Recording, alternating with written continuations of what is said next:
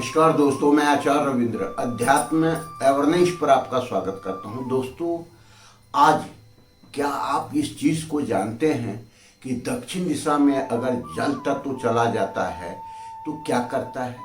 यह समझिए घातक है, सत्यानाशी है।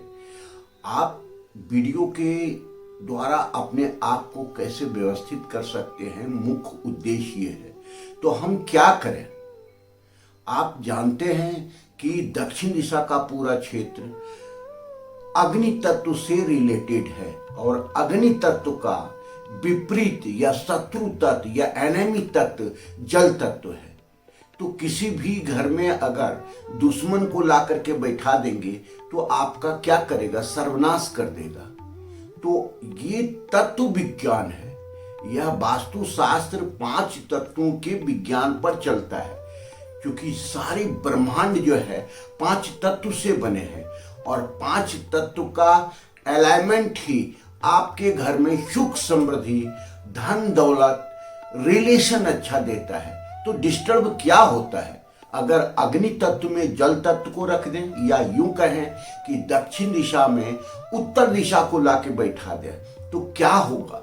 आपके घर में पैसे की तंगी हो जाएगी, पैसा आपका ब्लॉक हो जाएगा, कैश फ्लो आएगा ही नहीं, जो पैसा घर में जमा है वो भी बीमारी में चला जाएगा, रिलेशन आपका टूटने लगेगा, आप कभी भी कोई भी साहस नहीं ले पाएंगे, कोई भी रिस्क नहीं ले पाएंगे, हमेशा सेफ जोन में रहने की कोशिश करेंगे। आप कई प्रकार की बीमारियां, कई प्रकार की कोर्ट कचहरी में भी फंस सकते हैं। इसका सीधा सा प्रमाण यूं समझ लें कि आप देखें कि जिसके घर में दक्षिण दिशा अर्थात ये अग्नि कोण से प्रारंभ होता है, सेंटर साउथ आता है और नैऋत्य कोण ये पूरा दक्षिण दिशा के रूप में माना जाता है। अर्थात यहाँ पर 2 तत्व काम करते हैं।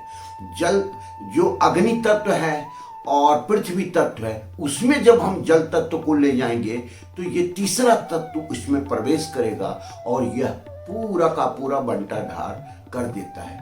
तो सावधान हो जाएं। अगर आपके घर में जल तत्व आ गया है तो आप वहां से हटा दें। इसका एक सीधा सा फॉर्मूला है कि वहां से आपको जल को हटा देना। उस जगह पे जल होना ही नहीं चाहिए। जल कई रूप में आ जाते हैं, जैसे आपने कलर करवा लिया, नीला कलर, ब्लैक कलर, आप समझिए कि यह भी जल तत्व को आप ले आए। साउथ में कहीं भी आईना इत्यादि लगा दिए हैं तो वो भी जल तत्व को आप ले आए। सोफा कवर इत्यादि जो भी है अगर वहां आप लगा दिए तो भी जल तत्व है। इस क्षेत्र में अगर कोई फव्वारा, नदी, नाला, झरना इस क्षेत्र में आप जो है इंटीरियर में लगा लिए हैं अर्थात सजावट के हिसाब से लगा लिए हैं तो भी ये जल तत्व है। अगर यहाँ टॉयलेट बना दिए तो भी जल तत्व है। तो यह सारी चीज को ध्यान से समझे। यहाँ पर ब्लैक ग्रेनाइट आपने लगा दिया है तो भी ये जल तत्व है। अग्नि कोण में अगर किचन बनाए भी हैं वास्तु से और उसका पूरा प्लेटफॉर्म आप ब्लैक कर दिए हैं, ब्लैक ग्रेनाइट से कर दिए हैं तो भी जल तत्व है। यहाँ पर कहीं सीढ़ी बना दिए हैं और पूरा ब्लैक ग्रेनाइट आप लगा दिए हैं तो भी जल तत्व ले आए हैं।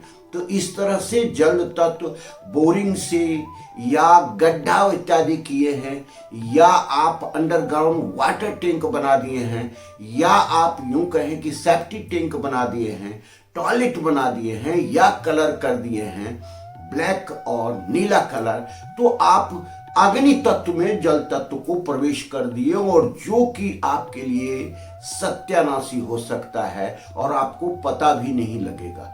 इसका सीधा सा प्रमाण देखें कि ऐसे लोग जो कि इन सब कारणों से तबाह हो रहे हैं तो क्या उनके घर में जाकर के आप देखें क्या अग्नि कोण में या साउथ में या नैऋत्य कोण में कहीं टॉयलेट बना हुआ है, अंडरग्राउंड वाटर टैंक बना हुआ है? निश्चित रूप से 7 साल जब इसका एज होगा उस घर का तो यह प्रभाव दिखाने लगेगा और निश्चित रूप से वह पैसे के लिए मुहताज हो जाएगा। एक एक पैसा के लिए सारे धन बर्बाद हो जाएंगे। कई प्रकार की बीमारियां हों जो कि डायग्नोस्ट नहीं हो पाएगा, कई ऐसी समस्या आएंगी जो आप सुलझा नहीं पाएंगे, रिलेशन आपका तार तार होने लगेगा। तो ये सारी चीज जानकारी के लिए हमको दे रहे हैं, कोई डराने के हिसाब से नहीं।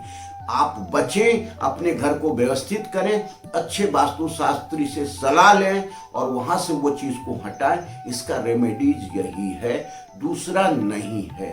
धन्यवाद। किसी प्रकार की कोई समस्या है आप कंटेंट में आ सकते हैं, आप कमेंट में लिख सकते हैं, हम फिर से वीडियो बना करके या उसका समाधान आपको देंगे।